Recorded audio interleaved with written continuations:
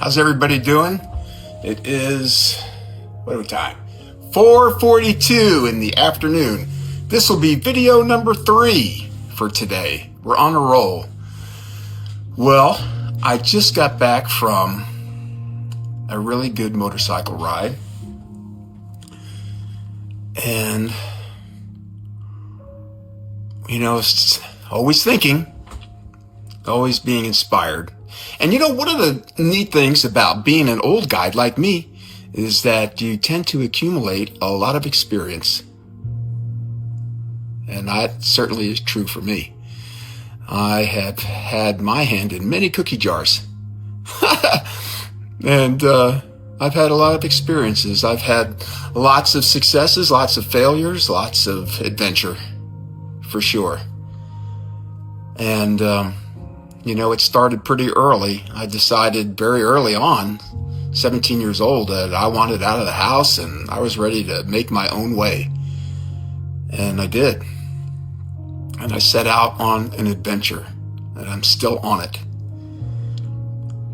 But I was thinking about today one adventure in particular that happened. It was either in my very late teens, like almost 20, or I was 20 and 21, somewhere in that area. And I was working for a landscaper at that time, Devito Landscaping. And my brother-in-law worked there. And my brother worked there for some time. And there's just a whole cast of characters there.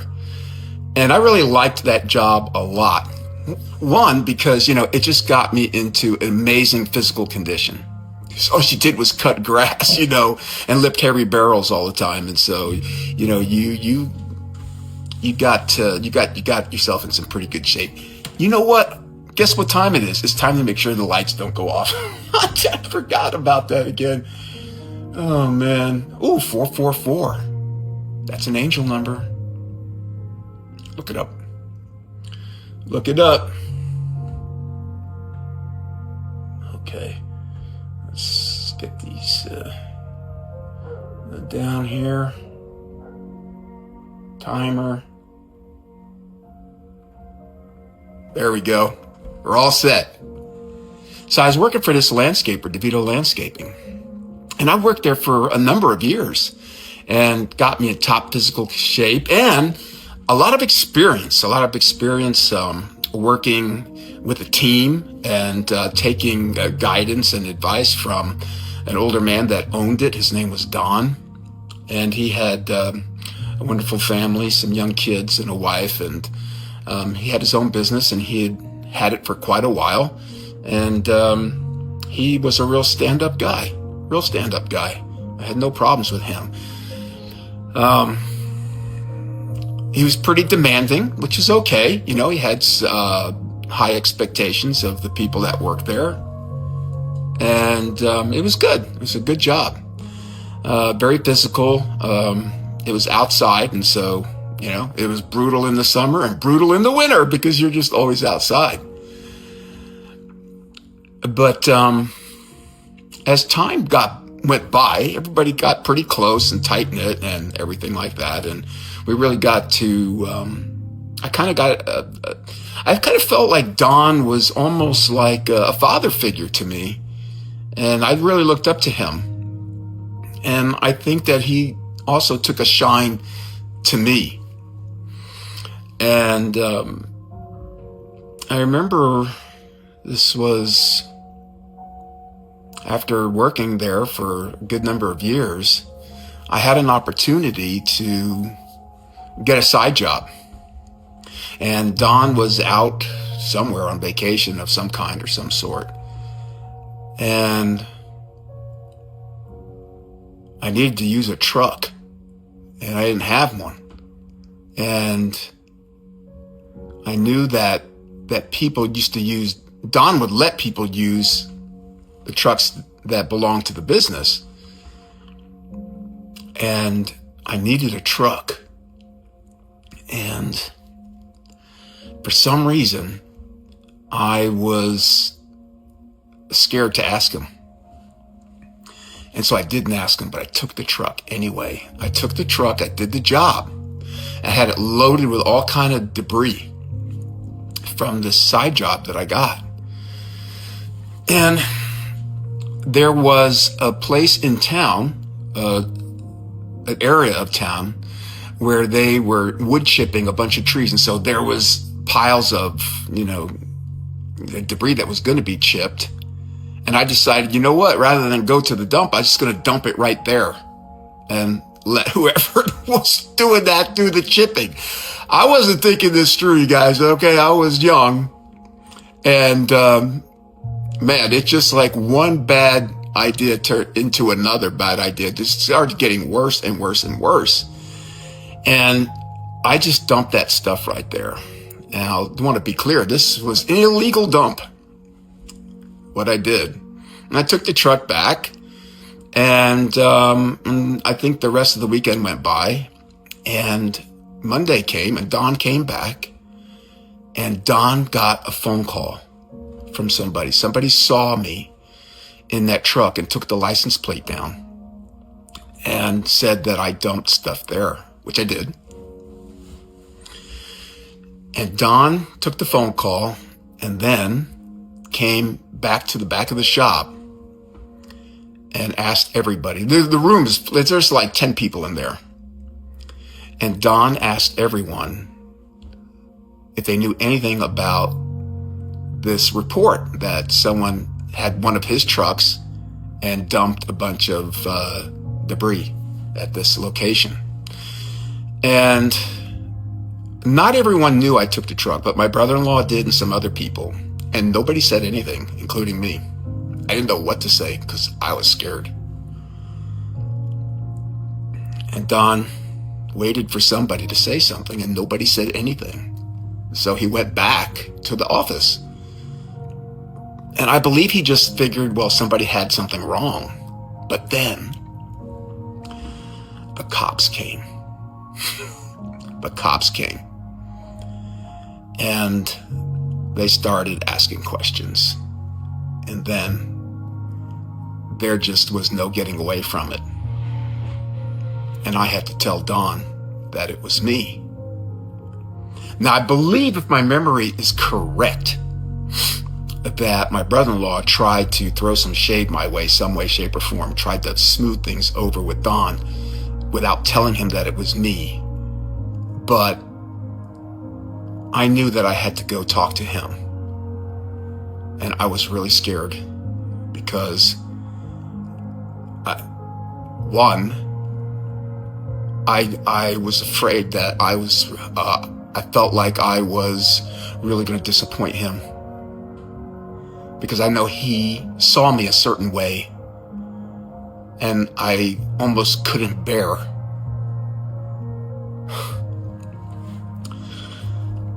Can you believe I'm still emotional about this even after all these years? I just couldn't bear the thought of disappointing him and making him angry. Because I saw him like a father figure. And he was in his office, and I went in there and I closed the door and I said, Don, I need to talk to you. And he was just looking at me. He knew. I know he knew. And I said, it was me. And he didn't say anything. He's just looking at me. I said, I did it. I took the truck and I dumped all that stuff. And he's looking at me and he's like, why? And I said, well, I needed to do this job. And he's like, why didn't you ask me? And I said, I didn't think that I could.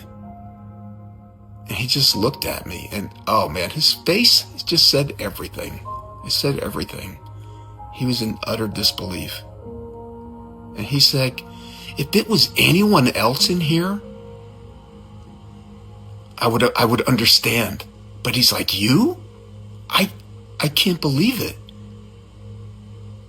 And I didn't know what to say. And I just stood there. And he said, I need to think about this. And he dismissed me.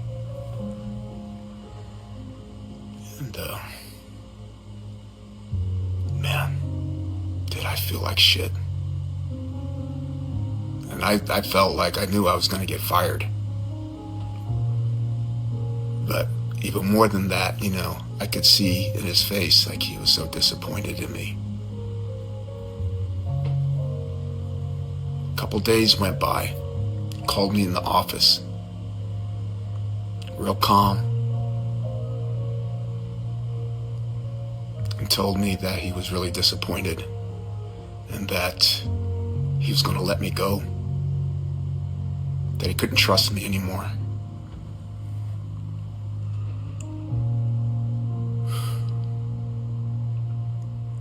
And I was crushed because I loved that job. And I loved him. He taught me how to.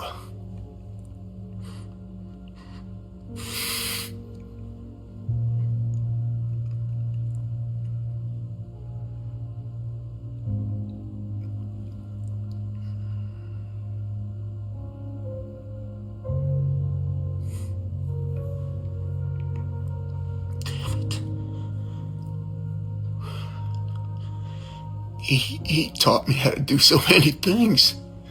He taught me how to trim shrubs like a pro. Corkscrews, all different kinds of shapes, balls, and all kinds of stuff. He was good. He taught me how to do all of that. He taught me how to cut the grass right. Taught me how to do these lines that made the yard look amazing and what angles to do it. And I used to really impress him with my raking. He just, you know, he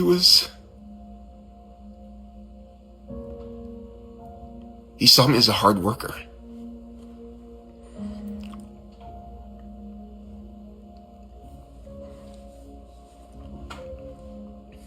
And somebody who was trustworthy.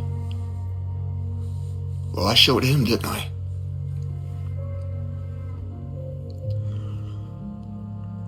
So he let me go. And I never saw him again. I heard that he sold the business to one of the other guys that worked there some years later, and the guy that bought it ran it into the ground, apparently. But I think about him a lot. I think about his decision to cut me loose.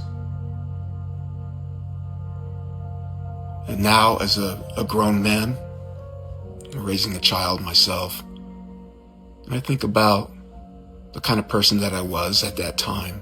I wasn't a bad person.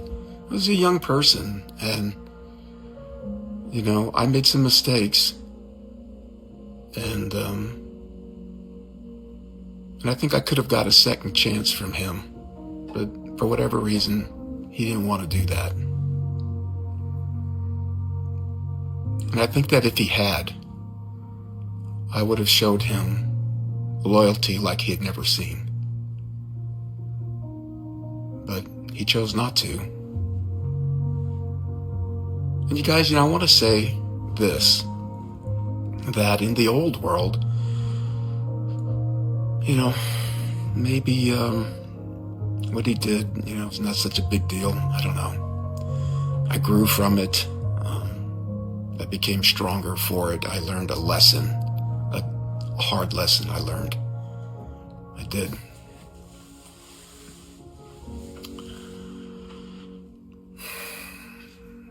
But in this new world that we're moving into, that we want to move into, I think we have to make room for second chances. I think it's important that we take into account the kind of persons that we're dealing with when it comes to second chances. Do they deserve a second chance? Are they the kinds of people are they good people but made a mistake? Maybe they were confused. Maybe they were pressured. into doing something they didn't want to do. Maybe they felt like they had no other choice. It's not that they're bad. It's that they're young, inexperienced, and stuff happens. In the new world, I think we are going to need to think differently about a lot of things. I think that kind of rejection that Don showed me, I think that can be very damaging for a certain kind of person. Now, I'm a strong person, okay? I got a high tolerance for pain, and it didn't break me. But I think that for some people, it can break them when forgiveness is withheld. And I do think that in the new world that we're moving into, we need to be very sensitive about lessons, life lessons, second chances. And I hope that all of us can be sensitive, more sensitive as we move forward into this new world. And that we just extend some grace to ourselves and to the people around us when they deserve it. You know, there are some people, maybe they don't deserve second chances, that are just awful people who go out of their way to make somebody's life miserable. And they try everything they can to destroy their life. That's different than what we're talking about here. So let's just keep that in mind. Let's think about the examples that we set, especially when we are people, grown-ups, fathers, mothers, entrepreneurs, bosses, leaders, school teachers, policemen, politicians. We hold high places